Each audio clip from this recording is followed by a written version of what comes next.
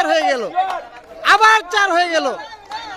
আমাদের রেজাউল ভাই 4 মেরে দিল, বল প্লেয়ার গো একবারে বানায় দিয়েছে। আবার 4 মেরে দিল রেজাউল ভাই। দেখেন ফিল্ডিংদের কি অবস্থা শুরু হয়ে গেছে।